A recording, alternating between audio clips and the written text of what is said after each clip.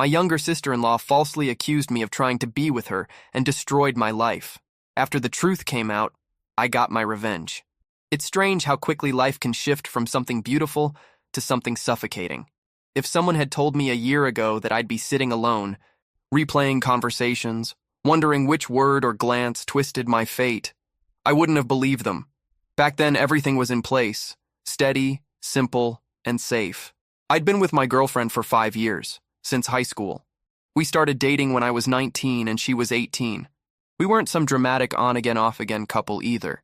Ours was the kind of relationship people pointed to when they said, "It's still possible." Even our families seemed to fall into that rhythm. Dinners, holidays, road trips. Our lives had blended long before we noticed. We both went to the same university. She studied early childhood education, and I was 2 semesters away from finishing a degree in computer science. To help cover tuition and save for a ring, I had already picked the design. I worked part-time at a small tech startup. The pay wasn't amazing, but it was enough to keep me afloat and put something aside every month. I had almost $4,000 saved. I planned to propose on our anniversary next spring, but none of that mattered now. Her younger sister had always been around. She was a kid when I first met her, loud, always looking for attention, the type to eavesdrop on adult conversations just to insert a comment that didn't make sense. For years, I barely noticed her. She was just my girlfriend's sister. I didn't have a reason to pay attention. Until I did. It started small. The kind of things you brush off because you don't want to sound paranoid. Once, she sat a little too close during movie night. Another time, she called me late, saying she accidentally dialed while studying. I didn't think much of it. She had just turned 18, and I figured she was testing boundaries in that annoying, self-centered way teenagers do. But then, during her graduation dinner, she wore this tight red dress and kept finding reasons to brush against me. When I mentioned it to my girlfriend that night, she laughed it off and said, "She's just trying to feel grown up. Ignore her." So I did. Until ignoring became impossible. She started messaging me directly, texts that were never overtly inappropriate, but always suggestive. "You looked really good in that shirt today," or "wish you weren't taken." Once she sent a selfie and asked if she looked too grown for prom. I stopped responding. I even told my girlfriend again, this time firmer, but it turned into an argument. She accused me of overreacting and trying to police her sister, said I was being weirdly defensive. After that, I stopped going over to their place unless I absolutely had to. It created tension with her family, especially her mom, who thought I was pulling away, and I guess I was. I just couldn't explain the knot in my stomach every time her sister walked into a room. Things reached a tipping point during a weekend in early November. My girlfriend was out of town for a teaching conference, just Friday to Sunday. That Saturday morning, I got a call from her dad asking if I could help with the gutters. It wasn't unusual. He had some back issues, and I'd helped before. I agreed. When I arrived, the house was quiet. Her dad handed me the tools, thanked me, then left to pick up supplies. Her mom was at work, and she, her sister, was the only one inside. I kept my distance, stayed outside, and tried to finish quickly. But after an hour, I came in to grab water. She was sitting on the counter, barefoot, wearing this oversized shirt that didn't belong to her. It was my girlfriend's. She smiled like she'd been waiting for me. "You don't have to pretend, you know," she said, swinging her legs slowly. "Pretend what?" I asked, not hiding my discomfort. "That you're not curious." I froze, the bottle of water halfway to my mouth. "You need to stop." She slid off the counter and walked toward me. "It's not like I'd tell. I'm legal now." I stepped back. I said stop. Then, without hesitation, she leaned forward and tried to kiss me. I turned away, firmly pushing her shoulders back, not hard, but enough to create space. "What the hell is wrong with you?" She stared for a moment, and something in her face changed. Like she was humiliated? No. Angry. Furious. She stormed upstairs, slamming her bedroom door behind her. I stood in that kitchen, stunned. My heart was pounding, and not from attraction or nerves, from fear. I grabbed my keys and left without saying another word. I didn't tell her father when he called later asking why I left so suddenly. I didn't tell my girlfriend when she checked in that night. I didn't want to blow it up. I thought, stupidly, that silence would keep the peace. The next morning, everything fell apart. I woke up to 15 missed calls and a dozen texts, all from my girlfriend and her parents. The messages were frantic, accusatory. One just said, "How could you?" Another said, "You disgust me." Then came the calls from unknown numbers. My social media had exploded. Someone had posted a long, teary statement accusing me of preying on a vulnerable young woman and violating her trust while her parents weren't home. Photos followed, blurry pictures of her looking shaken, with what looked like bruises on her wrists. Screenshots of supposed messages I had sent her. Flirty, explicit, damning. Except I hadn't sent a single one. I called my girlfriend. She didn't answer. I texted. Blocked. Within 2 hours, the news had reached my boss. By noon, I was suspended from the startup. My phone buzzed every minute. Some were threats. Others were former friends demanding answers. A few just sent emojis, vomit, knives, flames. I had no words, just silence. And the echo of that slammed door. When you've spent years building trust with someone, the idea that they'd believe the worst version of you without hesitation is a kind of death. Not a loud one, but slow, suffocating, the kind that folds itself into every breath. That morning, I was still trying to make sense of what was happening when the police knocked on my door. 2 officers, neutral expressions, asked if I'd come with them to answer some questions. I asked if I needed a lawyer. They said I wasn't under arrest. Just routine. My mom stood behind me, gripping the edge of the kitchen counter. My dad asked if he could come. They said no. At the station, I sat in a gray-walled room with flickering lights for 6 hours. They read portions of the messages aloud, ones I'd never sent. The tone was mocking, cruel, like they thought I was pretending to be innocent just to save face.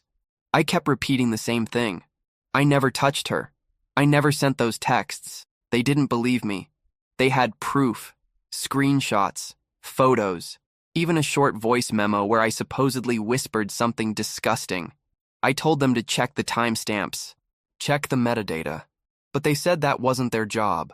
Their job was to collect my statement and pass it on. When they finally let me go, my voice was hoarse, my hands shaking. I went home, logged into my accounts. Everything was locked. Someone had reported my profiles for abuse, and the platforms had frozen my access. My savings account was flagged.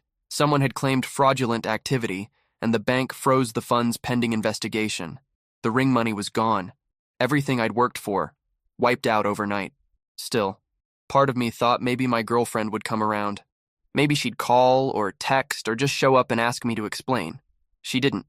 Instead, 2 days later, she posted a statement herself, cryptic, but clear enough. To anyone who's asked why I haven't spoken publicly, I've chosen to believe my sister, and I stand by her. That post got over 600 likes and hundreds of comments calling her brave, strong, an example. People shared it, quoted it, turned it into a hashtag. My phone, still buzzing, felt radioactive. I deleted the apps, but people found other ways. Emails, anonymous numbers, even physical mail. One envelope had a printed photo of me from prom years ago. Someone had scribbled "predator" across my eyes in red marker. Only 3 people stood by me. My sister, who threatened to go to their house and make that girl repeat her lie to my face. My roommate, who locked down our apartment's social media presence and set up cameras at our door, just in case. And surprisingly, my ex's cousin, a quiet girl I barely knew who messaged from a throwaway account. "I don't believe her," she wrote. "She's done this before.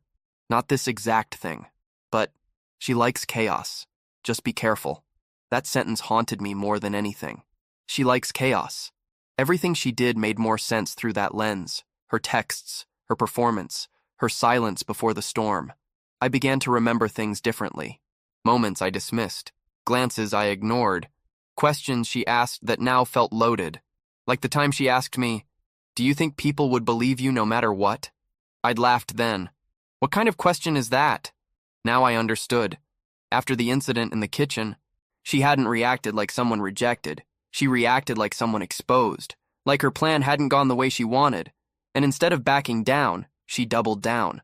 The bruises in the photos didn't come from me. I hadn't even touched her wrists. But I did remember the towel rack was loose in the downstairs bathroom. If she'd yanked it hard enough, I couldn't sleep. Every creak in the house made me flinch. Every car passing outside felt like it might stop in front of our driveway. I didn't leave the house unless I had to. My parents were kind but unsure. I could see it in their eyes. They didn't say it, but they wondered. And who could blame them? The whole story was absurd, unthinkable. And yet, one night, I found myself scrolling through an old group photo. There we all were, me, my girlfriend, her sister, their parents, smiling at a lake, frozen in happiness. I zoomed in on her sister's face. She wasn't looking at the camera. She was looking at me. The expression wasn't friendly. It was possession. The messages she'd faked were oddly consistent with things I had said before. Phrases she must have remembered from parties. Car rides, text exchanges she'd read over her sister's shoulder. Enough to make the screenshots feel authentic, familiar, twisted echoes of real moments, and I began to feel sick. Because what kind of person plans that? What kind of person decides to destroy someone over rejection? I tried one last time to reach my girlfriend. I sent a voice message, not begging, just stating facts. You know me. You've known me for years. I didn't do this. I'd never do this. Please don't let this lie become permanent. No response.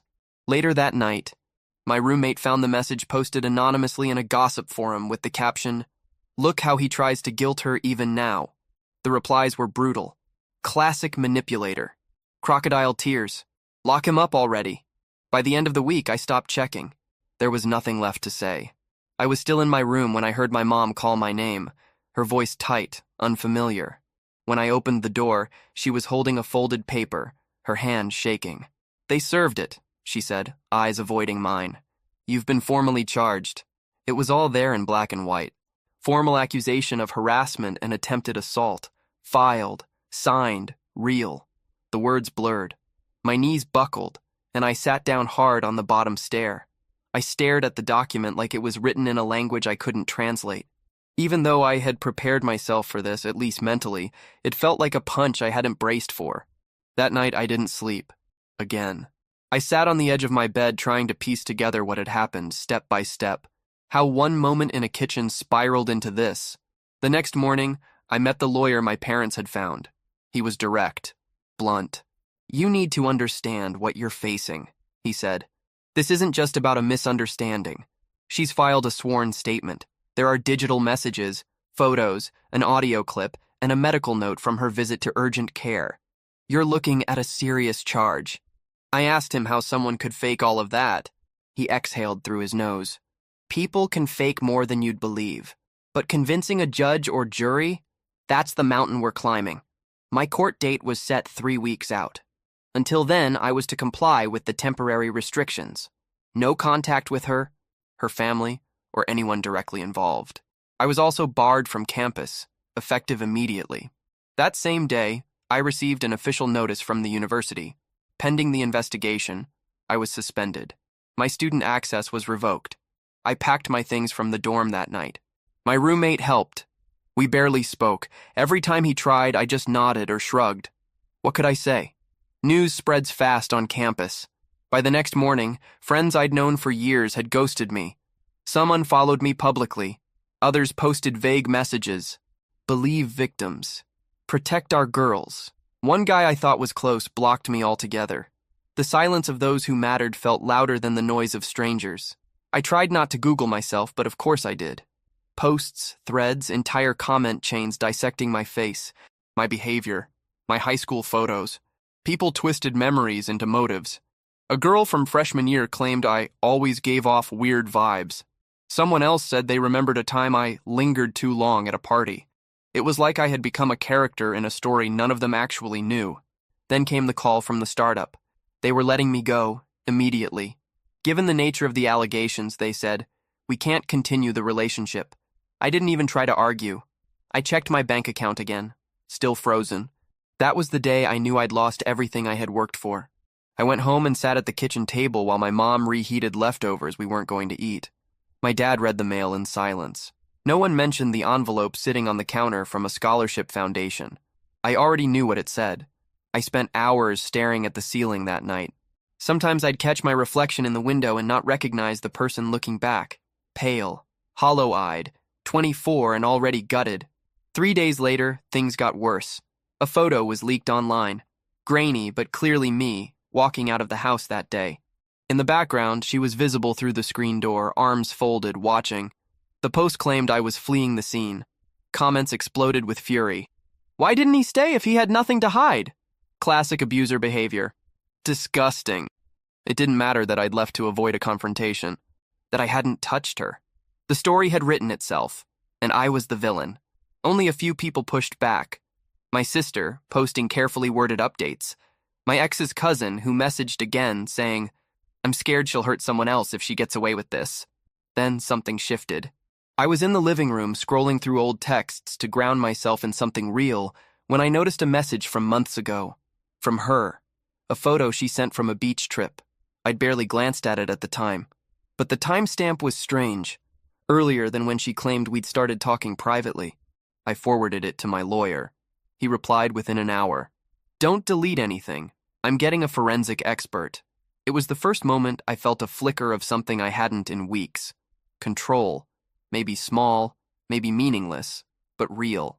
It's hard to explain how fast everything unravels once you're branded something you're not. You don't lose things one by one. They fall away all at once. Your reputation, your stability, your future. Like a trapdoor opening beneath you. I used to walk across campus feeling invisible in the best way. Just another guy in a hoodie with headphones and a backpack.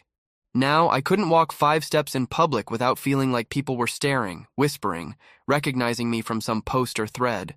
Except I wasn't on campus anymore. I wasn't anywhere, really. Just stuck.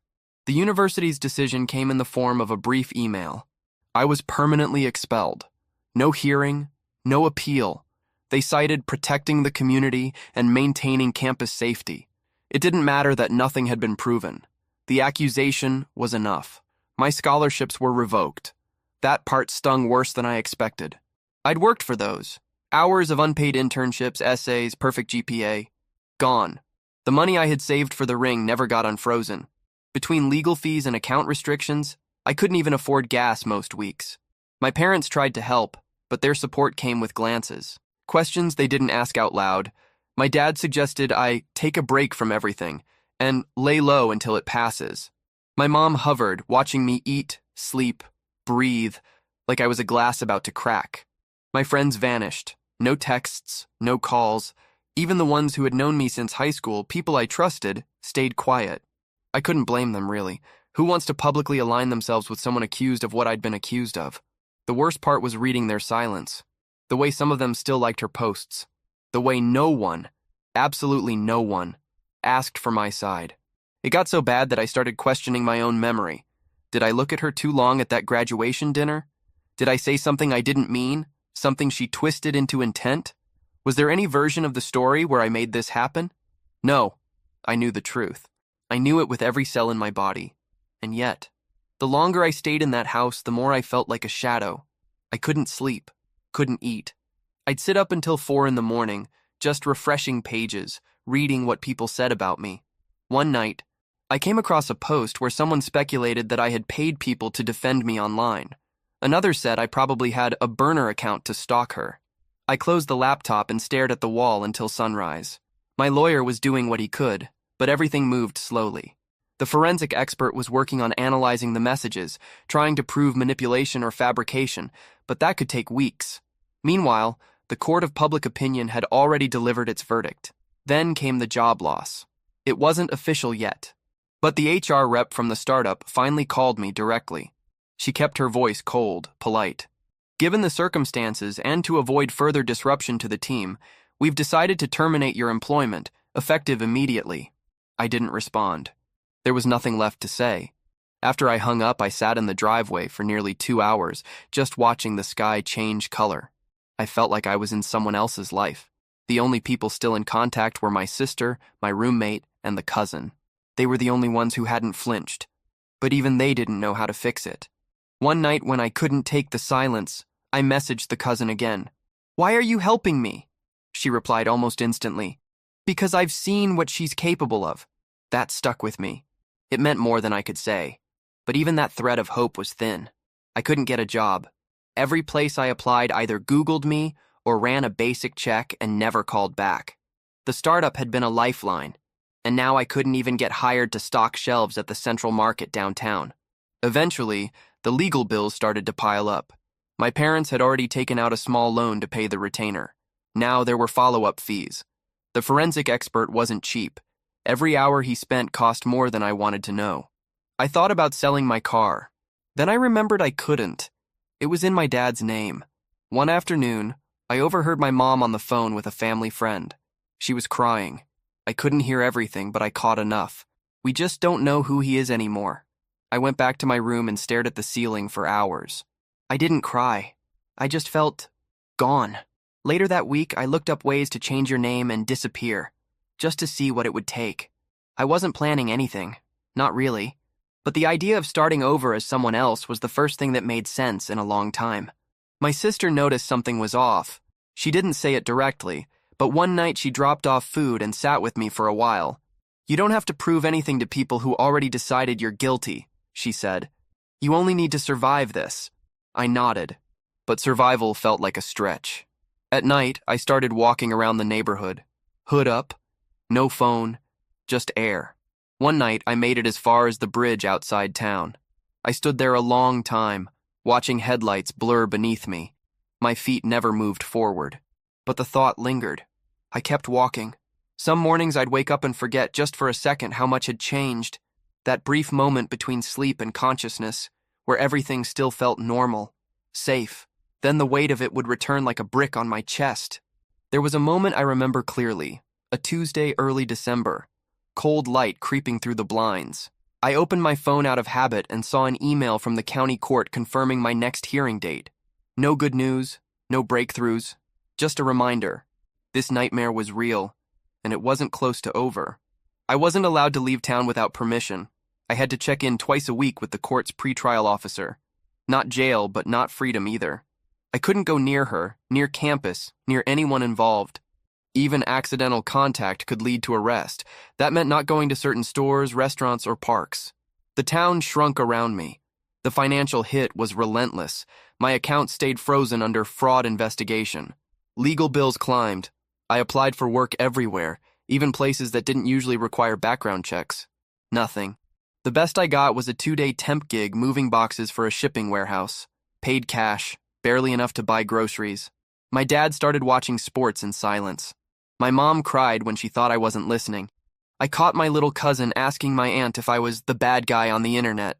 Everyone knew. Everyone had an opinion. My sister kept showing up. She brought food, helped organize court paperwork, even made me laugh a few times. She never treated me like I was fragile, just angry, and she let me be both. My ex's cousin messaged me again. She'd heard a rumor that the younger sister had posted something anonymously in a private group, bragging about ruining a predator's life, and that everyone believed her like sheep. We couldn't prove it was her. The post had been deleted, but it burned itself into my brain. She wasn't scared. She was proud. At night, I would lie in bed and rehearse conversations I'd never get to have. With her, with my ex, with the people who turned their backs. I imagined screaming, explaining, asking them how they could abandon someone they knew. The worst part was, I still missed my ex. Not her now, but her before. The girl who curled up against me during storms. The one who helped me study for my last exam. The one who believed in me. Or at least I thought she had. Sometimes I wondered if she had doubts now. If anything made her question the story. If she remembered that I'd always stayed late to help her dad fix things. That I held her sister's graduation camera when no one else wanted to. That I'd planned to ask her to marry me. But if she did remember, she stayed silent. I couldn't stay in the house forever, but I couldn't leave either. The stares at the grocery store were brutal. Kids whispered. Parents pulled their daughters away when I walked down the aisle. A cashier once dropped my change like it was contagious. I stopped going out unless absolutely necessary. The depression hit hard. I stopped answering texts, even the ones from people trying to help. I stopped showering regularly. I stopped eating unless someone made me. I didn't care about anything anymore. I started Googling long-term side effects of false accusations. PTSD, suicidal ideation, loss of identity. It read like a checklist. There was one night I walked back to that same bridge, stood there again, watching the water. My hands gripped the railing so tight my knuckles turned white. I didn't climb, but I thought about it. I really thought about it. What stopped me wasn't hope. It wasn't bravery. It was my sister's voice echoing in my head. You only need to survive this. That word, survive. Not win, not clear your name. Just survive. So I went home. The next day, I made a decision. I wrote out a letter. Not to my ex, not to the sister, not even to the public. Just to myself. A list of everything I still had. My sister, my roommate, that cousin, my breath, my mind, my story. I started documenting everything, every memory, every inconsistency, every hole in their timeline. I printed the photos she used and pinned them on my wall next to my own evidence. I listed the names of people who had defended me, the people who had ghosted me. I didn't know why I was doing it exactly. Maybe just to feel like I existed again. Like I had a version of reality to hold on to. My lawyer called a few days later. The forensic expert had begun digging through the messages. There were inconsistencies in the metadata, timestamp anomalies, formatting mismatches. He wasn't ready to make a declaration yet, but he said, "There's something here. It doesn't line up." It wasn't justice, but it was a crack. That same night, I opened my laptop and started a document. I titled it with just the date. I began writing, not as a victim, not as someone trying to convince the world, but just as me. I didn't know what the end would be, but I wasn't done fighting. The email came late at night. I was lying in bed, laptop dimmed, just scrolling through the same pages I'd read 100 times, legal forums, wrongful accusation blogs, message boards that mostly devolved into arguments. I almost didn't check my inbox, but there it was. Subject: Update from Digital Forensics. Preliminary inconsistencies found. I sat up so fast I knocked over a cup of water. The email was short. Too short for what it meant. The analyst my lawyer had hired had discovered modification irregularities in some of the screenshots submitted as evidence. Message timestamps didn't match the time zone data embedded in the image files. The fonts used in the alleged texts weren't consistent with the messaging app's UI at the time they were supposedly sent. In other words, they were fake, or at the very least, altered. I stared at the screen for nearly a full minute before I could move. It was the first time in months that I felt something unfamiliar in my chest. Movement. Not joy. Not even relief. Just motion. A shift. My lawyer called the next morning, voice cautious but upbeat. "This doesn't prove innocence yet," he said, "but it gives us a reason to question the prosecution's primary digital evidence." That's big. He mentioned filing a formal motion to introduce a forensic report. "It may delay the trial," he added, "but delays might work in our favor. More time to build our side." We needed it, because even though the evidence was starting to crack, the damage had already been done. The legal system doesn't care how your story looks on social media. And the public doesn't care what the courts say if the narrative is already cemented. A few days later, the cousin messaged again. She asked if I'd heard the rumors. Apparently, the younger sister was trying to tighten her story, telling different versions of the event to different people. Her explanation about how the alleged assault unfolded had changed twice in the past week. First, it happened in the hallway. Then it was upstairs. She even told someone at her college that it happened in the car. That night, I printed out my own timeline. Every detail I could verify. Where I was, who I spoke to, when I arrived, when I left.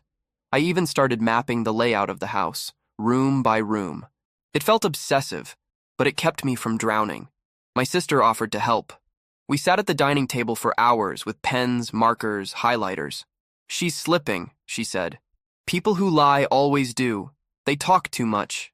I didn't say anything, but I hoped she was right. The court hearings were still weeks away, but I could feel the shift. The panic that had clung to me every second of every day began to loosen. Not disappear, but loosen. My lawyer said he had also reached out to a video forensic specialist to evaluate the voice memo she submitted.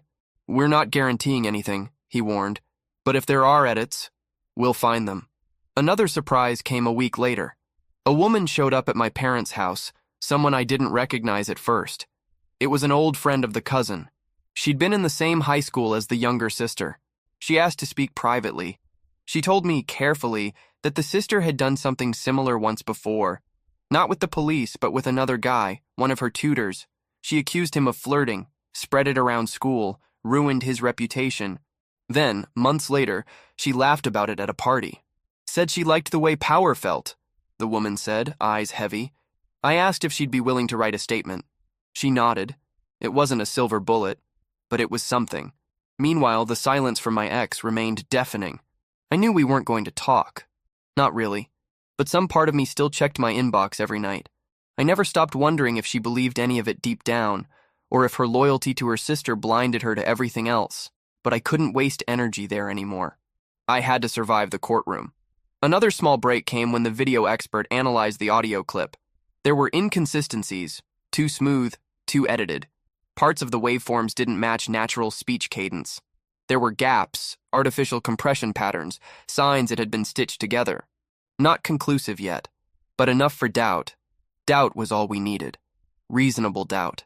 My lawyer began prepping for the hearings differently now. If we push this, we can dismantle her version piece by piece. We just need to keep building. The support from my sister and the cousin became more regular. They checked in almost daily. Some nights we'd sit in the garage with folding chairs, just breathing cold air and listening to nothing. Nobody said anything profound. It wasn't like a movie, but it helped.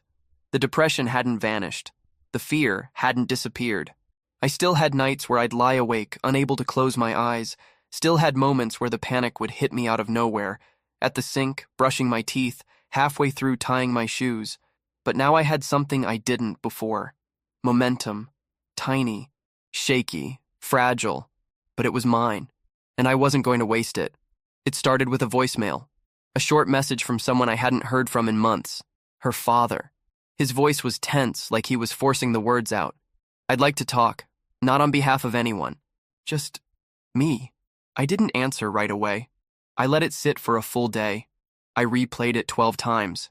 Then I sent it to my lawyer. Do not meet him alone, he said. But this could mean something. I agreed to meet at a neutral place, a public library near downtown. He arrived 10 minutes early. I watched from across the parking lot. He looked smaller than I remembered, tired. We sat at a table in the back, out of earshot. He didn't waste time.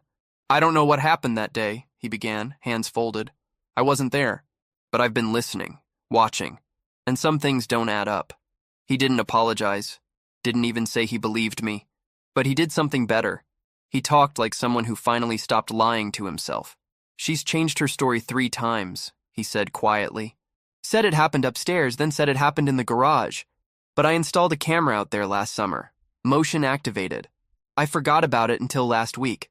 My heart stopped. He leaned in. The feed's stored to a private drive. I checked. It still works. I didn't breathe for a full 5 seconds. And, I asked, voice barely above a whisper, you left the house before she claimed anything happened. You walked out alone. She followed, and she didn't have a mark on her. My chest tightened. I'm not here to fix what she broke, he said, but I can't stay silent anymore. That same day, he contacted my lawyer and turned over the footage. The camera showed me leaving the house exactly at 12:37 p.m., alone, no hesitation. She followed less than a minute later, clearly agitated, arguing with someone off-screen. She wasn't crying, wasn't shaking. No bruises, no panic, just anger. When my lawyer reviewed the footage, he said nothing at first. Then, this is your spine. This holds everything together. The legal team filed a motion to introduce the footage into evidence. The prosecution tried to block it, claimed it was incomplete context and possibly manipulated. But the forensic expert confirmed the file's authenticity. Chain of custody was intact. Timestamps matched. Meanwhile, word started to spread quietly. Her cousin passed along whispers, friends beginning to doubt. A few even unfollowed the sister on social media. Someone posted a vague message. Not everything is as it seems. She replied in the comments. Anyone who sides with abusers can unfollow me too. But the tone had shifted. No more applause, no flood of likes, just silence. Then came her second mistake. In a supplemental statement filed with the court, she claimed I'd sent her another message, recent, threatening. The problem? It was sent from an account that had been deactivated for over 2 months. My lawyer cross-referenced login records. I hadn't accessed that platform since the suspension. The forensic analyst found more. The screenshot of the message had inconsistent pixelation, layered text. It was digitally forged. We submitted a rebuttal. The prosecution, blindsided, began to falter.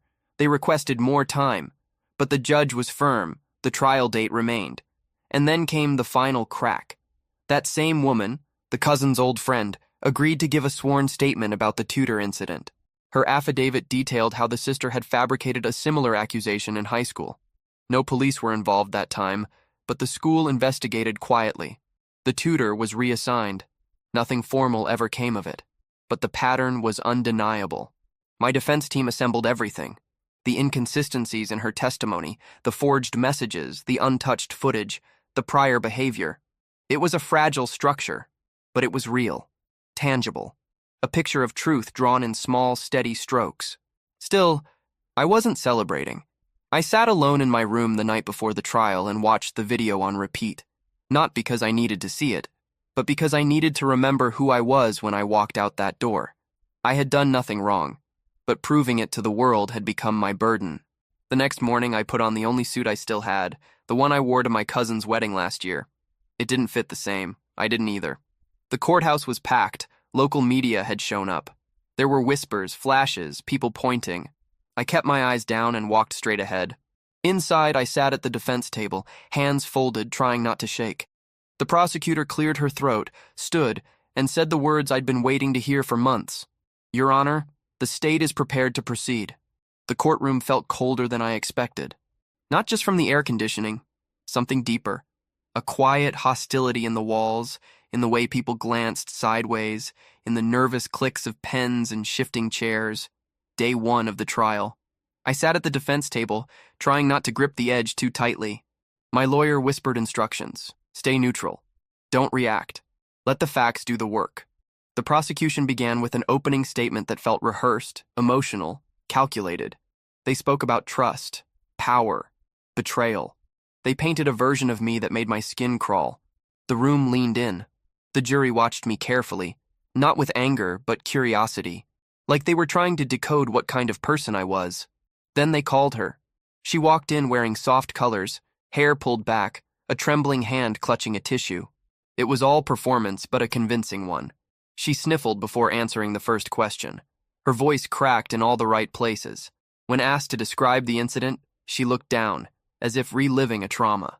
She repeated her story, this version placing the event in the hallway, claiming I'd cornered her when no one else was home. She cried. The courtroom was silent. She described my aggressive tone, said she felt trapped, that I had touched her wrist, roughly, that she had bruises. She said she was afraid to speak out because I was so close to her family, that she had screenshots of flirty messages, that I'd threatened her after the fact. Then she looked at the jury and said, "I just want to feel safe again." I could feel their eyes on me. She stepped down slowly. Her lawyer helped her off the stand. There was a buzz in the air, the kind of hush that comes after a funeral. My lawyer leaned toward me. "It's her high note. Let her have it. Now we dismantle it." The second day, we began to push back. First, the forensic analyst. Calm, methodical. He walked through how the screenshots had been altered, showed the timestamp inconsistencies, explained how metadata didn't match the alleged dates. "These images do not originate from the device or account they claim to," he said clearly. Then came the audio expert. He pointed out the editing artifacts in the voice memo. There are clear digital seams, cuts and splices consistent with fabrication. Still, the prosecution pushed. They claimed it didn't matter how the evidence was formatted, that victims don't always remember details perfectly, that trauma can scramble facts. Then we called her cousin. She was nervous but steady. She described the younger sister's history of attention-seeking, her tendency to twist stories. "She likes to feel like she's the center of everything," she said.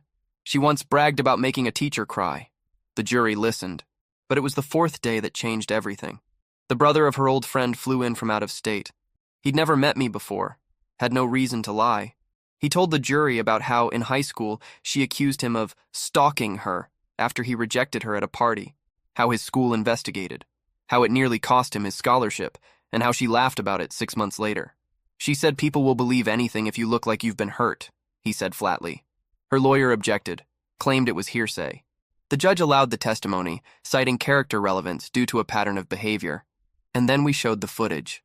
My lawyer paused before hitting play. This is the timestamp security video from the family's garage, collected independently by the father of the accuser. It showed me leaving. No hesitation, no struggle. Just walking out the door, keys in hand. Then her, a full minute later. Calm. Unmarked. No signs of fear. Just annoyed. Irritated, she kicked the door frame on her way out.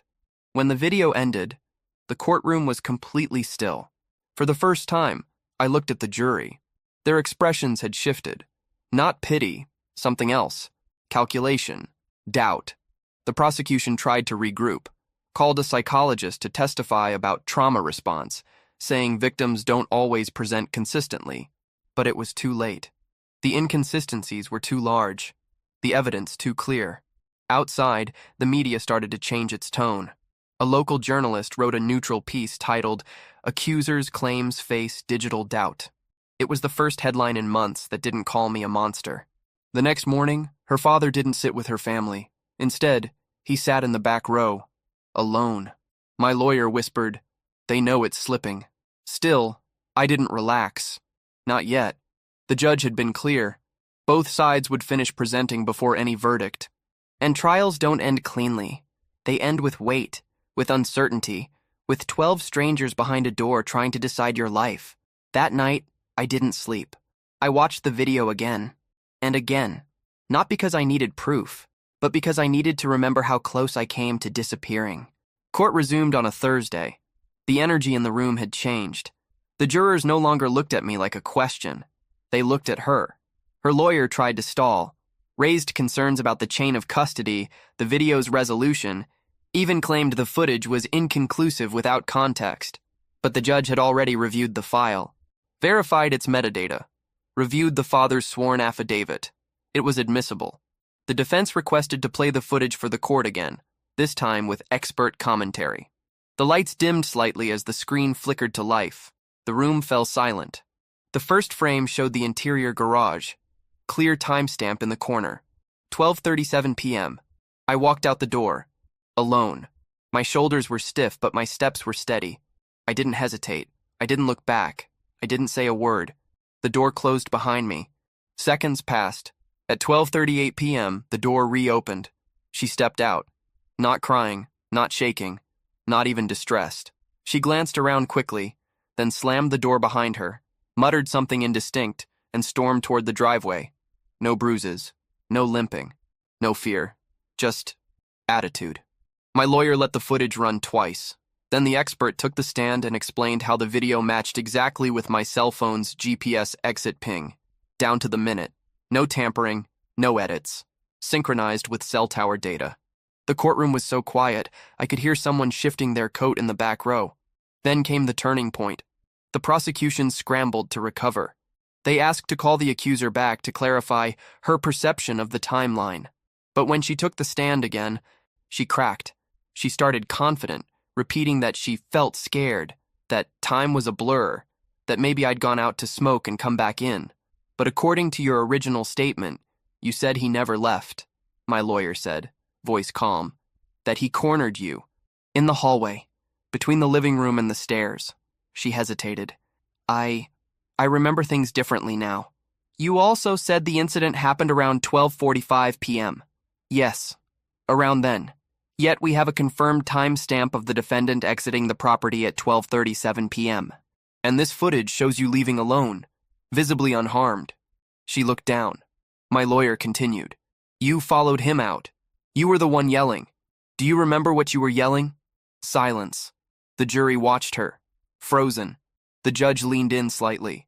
Miss, you are under oath. You must answer. She swallowed hard.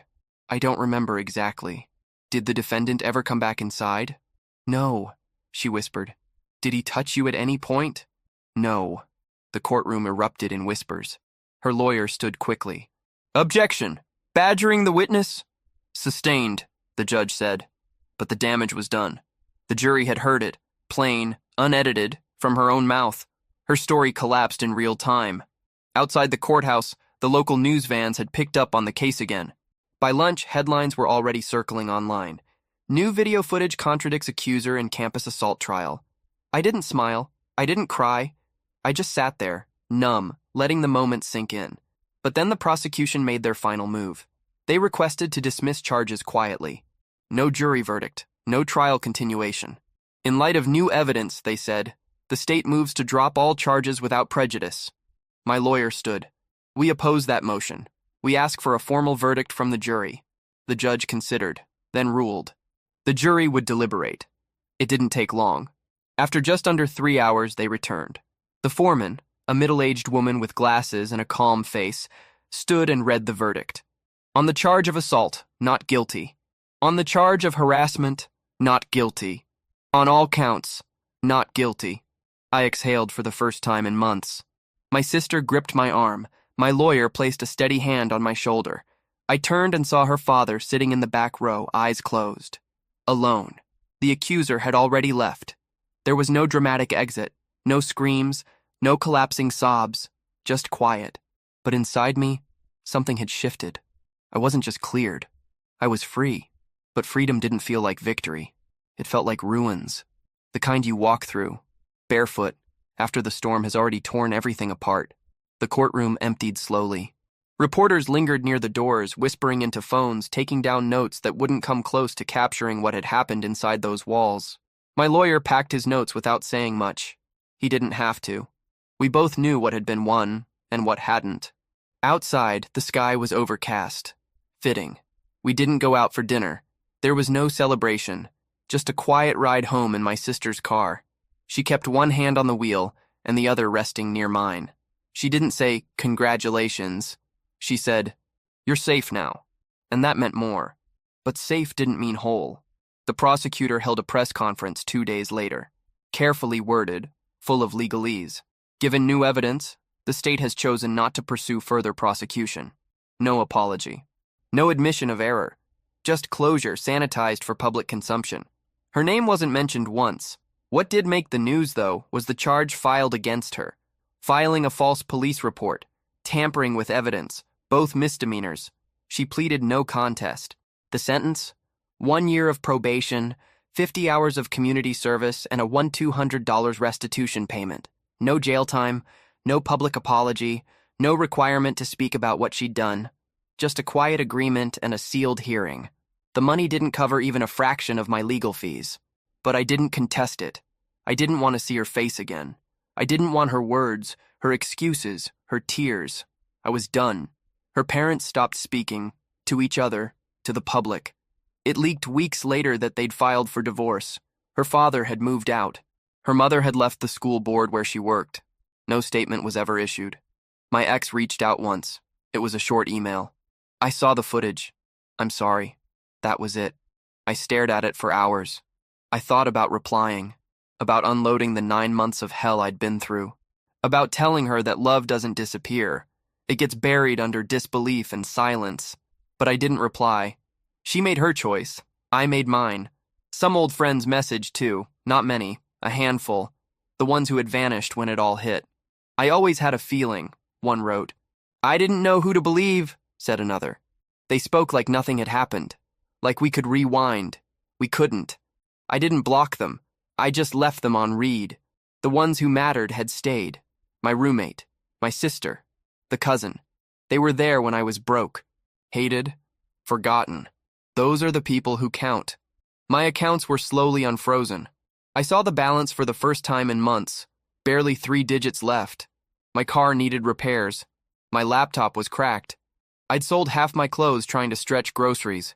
The startup job wasn't coming back. Neither was school, at least not yet. I'd have to reapply from scratch. And people still whispered. Even after the verdict, I caught looks, saw posts that tried to reinterpret the trial. "Not guilty doesn't mean innocent," someone wrote. But it didn't matter anymore. The people who chose to hate me weren't interested in truth. They were interested in stories. And my name had made for a good one, until it didn't. I went back to the courthouse one last time, not for any official reason, just to sit, to breathe in the silence of that hallway where everything had begun. I found a quiet bench near the vending machines, closed my eyes, listened to the footsteps, the distant hum of fluorescent lights, and let the air move through me. 9 months. That's how long it took to destroy me. And now, piece by piece, I'd have to build something from the ruins. Not a comeback, not revenge, just a life, one that didn't revolve around pain. But I knew that wouldn't happen here. Not in this town. Not where every sidewalk held a memory, a betrayal, a face I didn't want to see again. So I started making plans. Nothing big, just research. Other cities, other schools, remote jobs, a way out. Because now I had what I didn't before, freedom, and I wasn't going to waste it trying to get back what I lost. That part of my life was gone. I was going to build something new. Moving wasn't as symbolic as people think. It didn't come with a sunrise or a breakthrough. It came with a worn-out backpack, a half-broken laptop, and a one-way bus ticket to a city where no one knew my name. I didn't even tell most people I was leaving. My sister knew. My roommate helped pack. The cousin sent me a playlist for the ride, songs to build something new. But beyond that, I slipped out quietly. No goodbye posts, no dramatic final photo. Just gone. The city I chose wasn't special, just affordable. A mid-sized place with a decent community college and a late-night warehouse job that paid $12 an hour under the table. I rented a room in a shared house near the train tracks. The walls were thin. The heater rattled. My window faced a brick wall. It didn't matter. It was mine. Every night after work, I came home with sore legs, hands red from cold and cardboard dust. I'd shower, eat cheap pasta, and spend an hour reading course material online. I wasn't enrolled yet. I couldn't afford it, but I wanted to be ready. When the time came, I'd go back better prepared. My new life was small, uneventful, but quiet. No one here knew what happened. I didn't have to dodge glances or whisper apologies I didn't owe. When people asked where I was from, I lied. Not to hide, just to protect the fragile distance I'd built between me and the person I used to be. Debt followed me, of course. My parents couldn't help anymore. I stopped checking the balance of what I owed in legal fees and student loans. The numbers felt abstract, too big to fight, too constant to fear. I made minimum payments when I could. Let the rest drift in the background. There were no friends here, at least not yet. Just coworkers who smoked outside during breaks, asking where I got my boots or what I thought of the night manager. I kept my answers short. Not rude, just careful. Trust had become a slow thing. Some nights I still woke up shaking. Flashbacks to the interrogation room. The look on her face in court. The emptiness in my girlfriend's eyes. I'd sit up, sweating, heart racing, and remind myself, it's over. You're safe. You're here now. I wrote a lot. Not for anyone. Just for myself. Pages and pages of what I remembered, what I felt, what I feared. I wasn't writing to forgive. I wasn't writing to heal. I just needed to get it out of my head so I could breathe again. One night, I wrote the sentence, I am not what they said I was, and I stared at it for a long time. That simple, that hard. Somewhere between week 6 and 7, I got an acceptance letter from the local university. Conditional admission. I'd have to attend part-time. Pay up front. No scholarships. No safety nets. I said yes anyway. I took out another small loan, this one co-signed by my sister. I promised her I'd never miss a payment. She just said, don't worry about the money. Just keep moving. Classes were hard. My brain felt slower, rusted, like a machine that hadn't been used in too long. But I forced myself to focus. Late-night lectures on algorithms, video walkthroughs, discussion boards where no one knew what I'd survived. I wasn't at the top of the class, but I wasn't drowning. For the first time in a long time, I was just living. And some days that was enough. I still kept in touch with the cousin. She never asked for updates, just sent things, articles about people who'd been falsely accused and survived, memes, songs, reminders that she was still in my corner. I didn't tell her everything. Not about the nightmares, not about the bridge I'd stood on, but I thanked her every time. Because without her, without my sister, without a handful of people who never left, I wouldn't have made it here. I never filed a civil suit against my accuser. Part of me wanted to, but the other part, the part that just wanted peace, won. Instead, I kept my head down, built structure from wreckage. I learned to find comfort in repetition. Same breakfast, same bus stop, same textbooks. I learned to stop looking over my shoulder, learned that the world doesn't forget, but it does move on, eventually. And I learned that sometimes surviving means starting over one tiny step at a time. No clean slates, just quieter scars. 3 years. That's how long it took to get from the ashes of that courtroom to where I am now. Not in leaps, not in redemption arcs, just slow, uneven progress. Some days forward, some days lost, but enough to build something resembling a life again. I live in a quiet apartment on the second floor of a weathered building. about 15 minutes from where I work. It's nothing fancy, old pipes, thin walls, but it's mine. A little messy, comfortable, real. I work in software now, entry level. The kind of job where I write lines of code all day, fix bugs someone else left behind, and occasionally sit in on team calls. It's not glamorous, but it's steady, and it keeps the lights on. I earned my degree last spring. It took longer than it should have. 2 schools, 3 changes of major, and enough late nights to forget what sleep is. But I got it. No cap and gown moment, just a confirmation email and later a diploma in a cardboard tube. I hung it on the wall beside my desk. Not because it proves anything to the world, but because I earned it. And I didn't quit. The debt still lingers. I make payments every month, chipping away. Rent, groceries, student loans, utilities, it all stretches tight. But it stretches. I know how to live lean. That part never left me. The dog came about a year ago. I wasn't looking for one. I'd stopped by a shelter just to kill time. But there she was, small, scruffy, older than most of the others. No one had claimed her in weeks. Her name on the card was Milo, but it didn't fit. I renamed her June. She doesn't bark much, just follows me around the apartment, sleeps at the foot of the bed, and perks up every time I reach for my keys. She saved me from the echo of an empty home. I didn't realize how quiet my life had gotten until there was something else breathing beside me.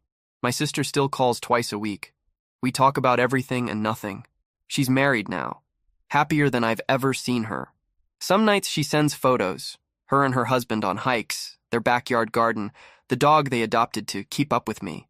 The cousin sends messages less often now, but always at the right time. Birthdays, bad anniversaries, random Fridays when the world feels off. She says she's back in school herself, studying counseling, wants to work with trauma survivors. I don't know if I had anything to do with that. I hope I did. I don't hear from the rest. No one from that family, no former friends who disappeared when things turned, not even my ex. She never reached out again after that email. And that's fine. I don't need closure from people who abandoned me. I don't need to reopen wounds just to see if they've healed. Some scars stay. There are days I still wake up clenched. Days when my chest tightens over nothing. Crowds still make me nervous. Accidental eye contact with strangers still spikes my heart rate. I avoid courtrooms. I avoid stories about false accusations. I avoid mirrors when I'm too tired because I still expect to see someone who doesn't deserve peace. But I'm here. I walk June every morning. Black coffee, same route. I nod at the neighbors. I check emails. I clock in. I live. That word means more to me now than it ever did before. I'm not the same person who sat in that interrogation room 3 years ago. I'm not the boy who thought love could protect him. I'm not the man who begged strangers to believe him while the world turned away. I don't need anyone to believe me anymore. I know who I am. That's enough. This life I've built. It's not perfect. It's small, unfinished. But it's mine, and no one else gets to write it for me again. I still think about what happened, sometimes more than I want to, but it doesn't define me anymore.